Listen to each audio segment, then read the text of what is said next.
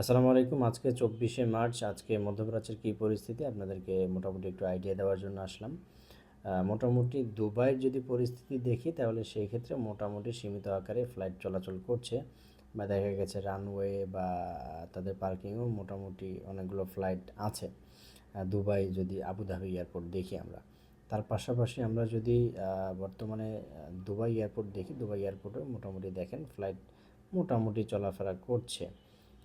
আফগানিস্তান থেকে যে ফ্লাইটটা এসেছে কামিয়ারের, তার পাশাপাশি এটা হচ্ছে আপনার ইমিরাতি এয়ারওয়েজে, তো পাশাপাশি মোটামুটি চলাচল করছে দুবাই ফ্লাইট দুবাই এয়ারপোর্টে। আর যদি আমরা বর্তমানে দোহায় দেখি, দোহার অবস্থা এখনও পর্যন্ত খারাপ, দোহাতে তেমন একটা ফ্লাইট চলাচল করছে না। আর তার পাশাপাশি যদি দাম্মাম দেখি, দাম্মামে কেমন ফ্লাইট চলাফেরা করছে বর্তমানে, এগুলো বেশিরভাগই দাম্মামে চলাফেরা করছে আপনার ফ্লাইটগুলো, আপনার ডোমেস্টিক ফ্লাইটগুলো বেশিরভাগই আসছে। এই যে দেখেন মদিনা দাম্মাম, তারপরে হচ্ছে এটা রিয়াদ দাম্মামের ফ্লাইট। তো বিশেষ করে এগুলো বেশিরভাগই আপনার ডোমেস্টিক ফ্লাইটগুলোই চলাচল করছে।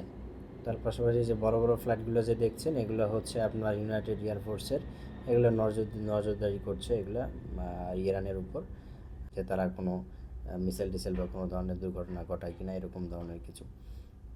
আর তার পাশাপাশি যদি কুয়েতে দেখি, কুয়েতেরও পরিস্থিতি একেবারেই খারাপ, এখনও পর্যন্ত পরিস্থিতি ঠিক হচ্ছে না। আর হচ্ছে আপনার যদি রিয়াদের দেখি, রিয়াদে মোটামুটি ভালোই ফ্লাইট বা স্বাভাবিকভাবে চলাফেরা করছে। তার পাশাপাশি যদি মদিনার অবস্থা দেখি, মদিনাতেও মোটামুটি চলাফেরা করছে। জেদ্দাতে তো একদম পুরো দমেই চলছে। তারপরে হচ্ছে মদিনাতেও মোটামুটি ফ্লাইট চলাফেরা করছে, স্বাভাবিকভাবে অপারেট হচ্ছে।